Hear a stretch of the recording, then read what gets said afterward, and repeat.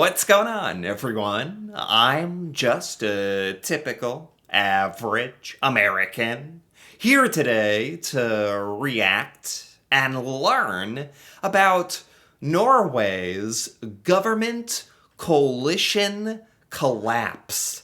So, here in America, we really do not hear about this kind of news.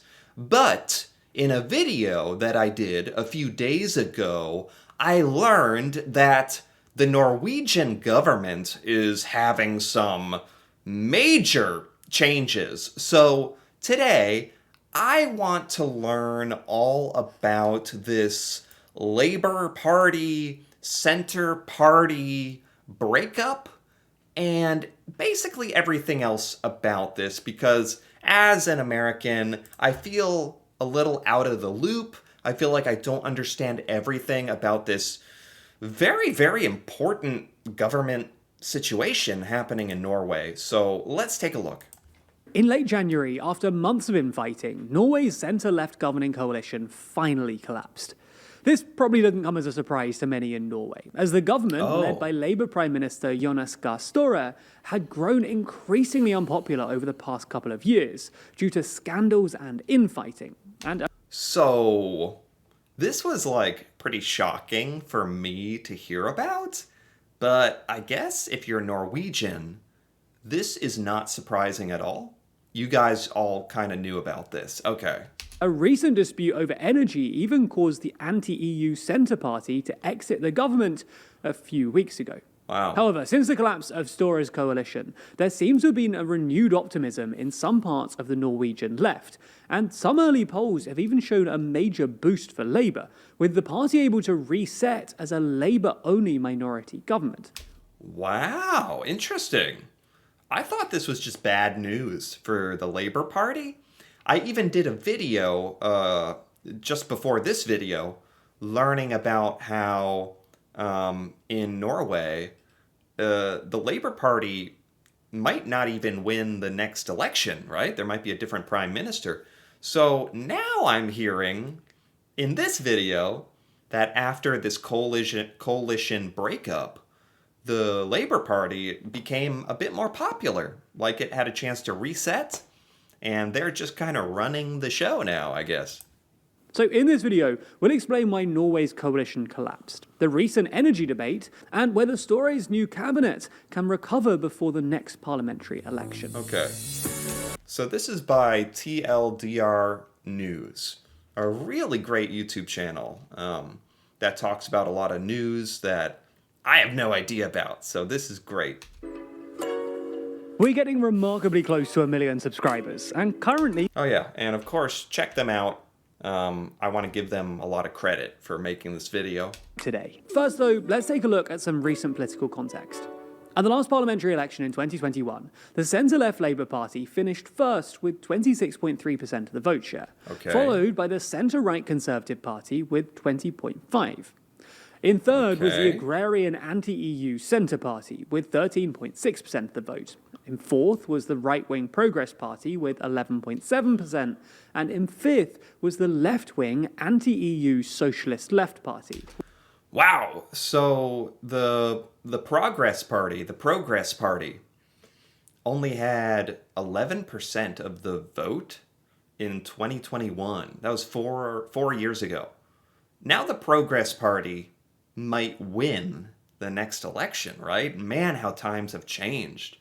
And so this is 2021. This is so interesting because I didn't know about any of this stuff or Norwegian elections or anything. This is brand new to me. So the Labour Party had 26%, and the party with the majority of the votes, the biggest vote share, that is the party that wins, and that party leader becomes the prime minister, right? With 7.6%. Following their victory, Labour set about forming a government, which Støre initially wanted to do with both the Centre Party and the Socialist Left Party. Okay. However, the Socialist Left Party decided to withdraw from talks due to disagreement over climate and welfare issues. Oh. The Centre Party, meanwhile, was clear from the start that it just wanted a Labour-Centre coalition, and not the broader coalition that Støre wanted. Okay, so in America, we have two parties. Two. That's it. And they don't try to work together at all. It's kind of sad. So, this is very different in Norway. I'm trying to understand it. It's very different from our American governments. In Norway, you have the majority party, the Labour Party. They get to kind of choose who they want to partner with, form a coalition. And the Labour Party chose the Centre Party, and they kind of teamed up to create the government. Is that about right? And ultimately, it was a Labour centre minority government that ended up forming. Anyway, over the next few Okay. years, it became clear that a Labour centre coalition had different perspectives on the issue of energy. For context, Norway is one of the world's largest exporters of crude oil and natural gas, Yeah. and overtook Russia as Europe's biggest supplier of natural gas after Russia invaded Ukraine in 2022, Right. earning an estimated $170 billion more from oil and gas revenues than it did before the war. Norway is doing very, very good in terms of oil, energy, that kind of thing. So that's why this has become such a big topic of discussion, I guess. Or maybe certain parties have always been against. What are they against? That's a good question. What is the center party against? Like the oil in general? Like it's bad for the environment? Is that the reason?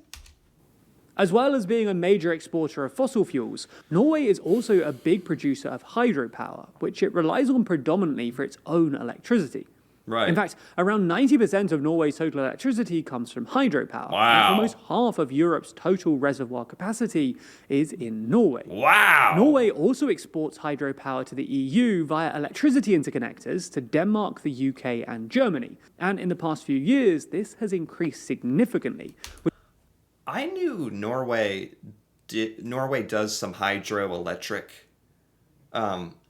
It's not some. Norway does a lot of hydroelectric power. Oh my god. I didn't realize how important this was, the hydro. With Norway overtaking France as Europe's biggest power exporter in the second half of 2020, Wow. before France regained its position in the first half of 2021. Despite this, over the past few years, energy has been a source of tension between Norway and the EU. That's because Brussels believes that Norway should keep exporting hydropower to the EU to help it through its energy crisis, while Okay. Norway believes that sending power to the EU is contributing to high energy prices in Norway. To clarify, in previous decades, Norway only sent electricity abroad after ensuring low prices at home first. But Europe's current energy crisis has meant higher demand for Norwegian hydropower to help balance energy prices on the continent. I had no idea about any of this. This is the kind of thing I love learning about. I mean, I think there aren't any Americans who know about this stuff. I feel really privileged to know. Like, I love this because it's so important, and yet you just don't hear about it here in the United States. So the EU is struggling with meeting electricity demands. The EU is asking Norway to supply electricity. Norway doesn't really want to do that because that is raising the cost of electricity and energy in Norway. It's hurting Norwegians. Fascinating. That's an interesting problem, a predicament, really. However, in mid-December, a lack of wind in Germany and the North Sea pushed up electricity prices in southern Norway to their highest level since 2009, Oh, wow. and almost 20 times what they were the previous week, which Norway's energy minister bluntly called an absolutely shit situation. Oh my God. Anyway, this debate has been troubling the government for a few months now. Back in October, both Labour and the Centre Party voted to oppose the renewal of Norway's electricity interconnectors with Denmark, which are used to transport Norwegian hydropower to the EU. But the Centre Party wanted Norway to go even further, calling for Norway to reject the EU's energy directives, while Stora was pushing for Norway to adopt them. Okay, this is the big part of this video that I really wanted to hear about. Why is there a disagreement between the Labour Party and the Centre Party. What are they arguing about? They're arguing with energy policies and who they should be supplying energy to. So Norway collectively decided not to supply energy to Denmark, but they disagreed on these EU energy directives. Use energy directives, while Stora was pushing for Norway to adopt them. What are these EU energy directives that the Labour Party is in favor of? For context, the Centre Party has long opposed and successfully campaigned against Norwegian membership of the EU and strongly criticises the EU's energy market rules, which dictate that in order to access the EU single market as part of the European Economic Area, Norway must adopt most of the EU's energy laws and regulations. These include directives concerning renewable energy, energy efficiency, and the energy performance of buildings. So if Norway wants to participate in providing energy to the EU, Norway has to adopt these EU energy regulations. That Norway is famously not part of the EU. So that's that's the debate. This clashed with Labour's position, though, which is that Norway should accept the EU's energy directives as part of a general push to become more aligned with Europe, especially given geopolitical uncertainties and Trump's return to the White House. It was this EU-friendly approach that ultimately led to the Centre Party quitting Stora's government, with its leader publishing a statement that said, instead of giving the EU even more power over Norway, we want to take back national control. Wow. What do Norwegians think about all this? It's a bit complicated.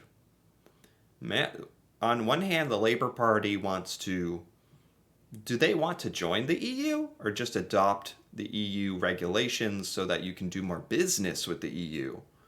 And the Centre Party thinks that this is going to give the EU power and jurisdiction over Norway. Wow.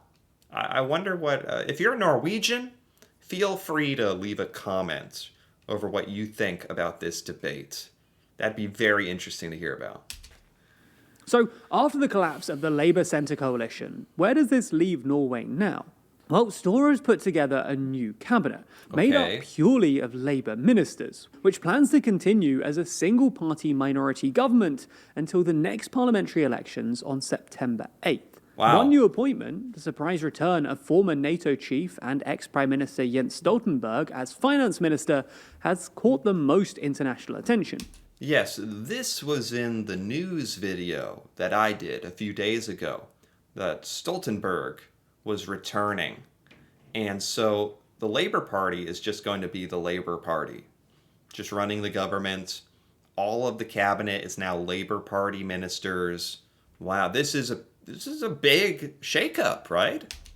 Stoltenberg's return has been viewed as a potential masterstroke in parts of the Norwegian and international press, thanks to Stoltenberg's domestic and international renown and the popularity that he enjoyed when he was Prime Minister, and the fact that he was regarded as the Trump whisperer during his tenure as NATO's head. Right. Moreover, because Stoltenberg is a close personal friend of Stora, he's unlikely to try and upstage him, instead being more likely to bring Stora's approval ratings up with him. In fact, so this was a good idea. Stoltenberg is very popular, it sounds like, and bringing him back was a great idea.